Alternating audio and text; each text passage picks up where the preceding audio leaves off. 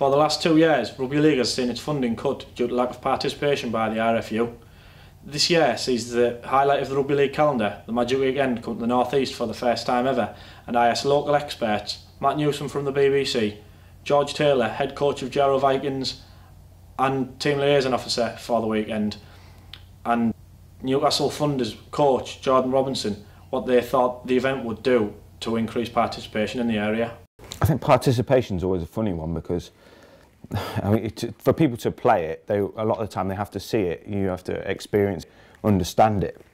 I think if you give kids a rugby ball, then they kind of get the idea that they chuck it around. So if you're picking it up from a child, you know, you learn the rules as you go along, and that's fine. But there are sort of a lot of adults who could probably once seeing it, would like to play it, and I think that's where it gets more difficult, because if you don't see a game, you don't appreciate the rules, you can't see it being played, you know, at its highest form, and then learn things from that.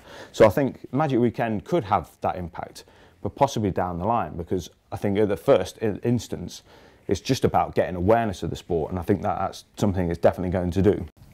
Local Rugby League coach and team liaison officer for the Magic Weekend, George Taylor, not only believes that participation will increase because of the event, but he's hoping that it will be for his team, Jarrow Vikings, as well as others across the country. I think it will. I think it will in that historically throughout the years, Magic Weekend has generated that interest.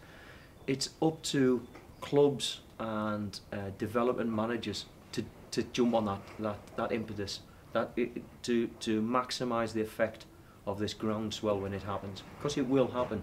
People will say, well, what a great game. There's guys I'm talking to now who've never watched a game of rugby league before in their lives, but they're talking about the price of the tickets. £30 for 2 days at St James's Park, watching, you know, these great games. Whether they like the sport or not, they will be engrossed by it, and they'll be asking where the next one is. Local clubs need to get on the back of that and talk to guys who they know have gone to watch it. Come along and watch us. Go along and watch Newcastle Thunder. Keep the momentum there. Magic Weekend is an annual event which sees 6 teams play a combined total of 12 games over the course of a 2-day period. John Robinson, coach at Newcastle Thunder, believes his team needs to take advantage of the increased participation the Magic Weekend will bring. Something like Magic Weekends of that magnitude on Sky Sports or the Super League sides, any club would benefit off that, you know. They go to Magic, they enjoy the experience, and hopefully they come and watch us and they continue that support on, so that's what we're really hoping to get out of that. BBC's Matt Newsom believes that Newcastle Thunder's success last year brought more media attention, which can only help with participation in the area, and hopes they can be successful again next year. The then Gateshead Thunder made the Championship 1 playoffs. That in turn was a spike in sort of media attention, so TV would go to things, BBC Look North featured them, BBC Sport and BBC Newcastle all covered that Newcastle Thunder, along with the Chronicle and the Journal, who actually do a reasonable job of covering them throughout. But for them to get on a 6:30 sort of flagship news programme is quite a big deal.